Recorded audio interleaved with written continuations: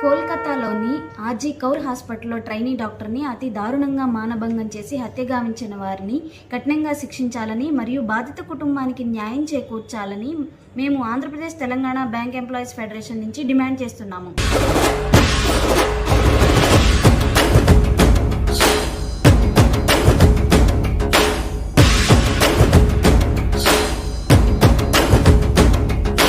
కదులు కదులు కదులు కట్లు తెంచుకొని కదులు